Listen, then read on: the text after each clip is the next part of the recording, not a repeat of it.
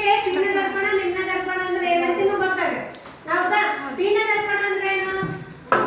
ಪೀನ ದರ್ಪಣ ಅಂದ್ರೆ ಉಬ್ಬಾದ ನಿಮ್ನ ದರ್ಪಣ ಅಂದ್ರೆ ನಿಮ್ನ ದರ್ಪಣ ಅಂದ್ರೆ ತಗ್ಗು ಪ್ರದೇಶ. ಅದನ್ನು ನಾವು ಎಲ್ಲಿ ನೋಡ್ತೀವಿ? ಎಕ್ಸಾಂಪಲ್ ಆಗಿ ಚಮಚದಿಂದ ನೋಡ್ತೀವಿ ಹೌದಾ? ಈಗ ಅದೇ ರೀತಿ ನಿಮ್ನ ದರ್ಪಣ ಮತ್ತು ಪೀನ ದರ್ಪಣ ಮಾಡಲಿಕ್ಕೆ ಇದರ ಒಂದು ಪ್ರಯೋಗ ಮಾಡಿ ಹೌದಾ? ಯಾರನ್ನ ಒಬ್ರು ಬರ ಅಕ್ಷರ ಇದು ಏನು ಯಾಕೆ ಬರಲ್ಲ? ಇದು ಗ್ಲಾಸಿಗೆ ಹತ್ತಬಾರ್ದು, ಇದು ನಡು ಬರಬೇಕು, ನಡು ನಿಂದಿರ್ಸ್ಬೇಕು, ಈ ತರ ನಿಂದಿರ್ಸ್ಬೇಕು, ಕೈ ಮುಟ್ಟಬಾರ್ದು, ನಿಂದಿರ್ಸು ಕೈಲೇ ನಿಂದಿರ್ಸು.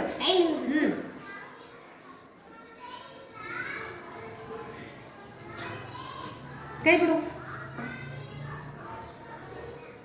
ಮತ್ತೆ ಹೋಗಿ ಟಚ್ ಆಯ್ತು, ಟಚ್ ಆಗ್ಬಾರ್ದು. ಮತ್ತೆ ಯಾರನ್ನ ಒಬ್ಬರು ಟ್ರೈ ಮಾಡಿ, ಮಾಡು, ನಾ ಬರ್ತೀನಿ, ಇದ್ರೆ ಒಬ್ಬೊಬ್ಬರ ಎಲ್ಲರೂ ಟ್ರೈ ಮಾಡಿ.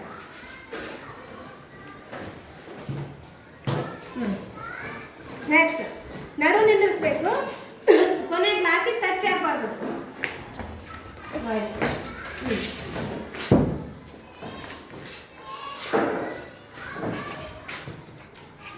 ಈಗ ನೋಡ್ರಿ, ಈ ಗ್ಲಾಸ್ ನಾ ಮಾಡ್ಲಿ, ನಾನು ನಡು ನಿಂದಿರಿಸಿ ಮತ್ತೊಬ್ರು ಯಾರು ಟ್ರೈ ಮಾಡ್ತೀನಿ, ಒಬ್ಬ ಮಾಡಿ ಟ್ರೈ ಮಾಡಿ.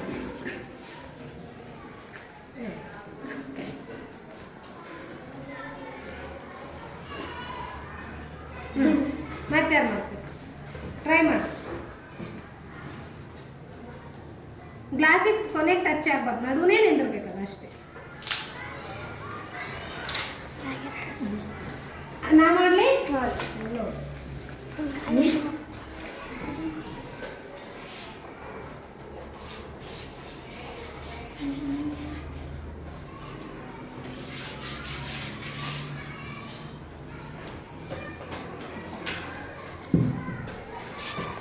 ಆಯ್ತಾ?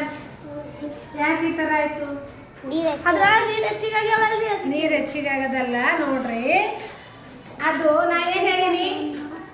ಪೀನ ದರ್ಪಣ ಉಬ್ಬಾದ ಭಾಗ, ನಿಮ್ನ ದರ್ಪಣ ತಗ್ಗಾದ ಭಾಗ ಹೌದಾ? ಈ ತರನು ಮಾಡ್ತೀವಿ ನಾವು ಹೌದಿಲ್ಲ? ಯಾಕಂತಂದ್ರೆ ಇದು ನೀರಿನ ಈ ಗ್ಲಾಸ್ ಅದ,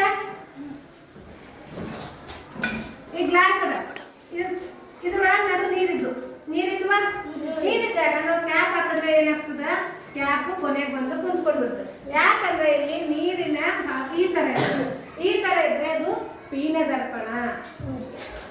ಗ್ಲಾಸಿಗೆ ಫುಲ್ ನೀರು ಹಾಕ್ತೇವಂದ್ರೆ ನೀರೇ ಈ ತರ ಬಂದಾಗ ಆಟೋಮೆಟಿಕ್ ಆಗಿ ಅದು ದರ್ಪಣ ಏನಾಗ್ತದ? ಮೇಲ್ಗಡೆ ಬಂದು ಸೆಂಟರ್ ನಿಲ್ಲಿಸ್ತದೆ. ಇದು ಪೀನ ದರ್ಪಣ.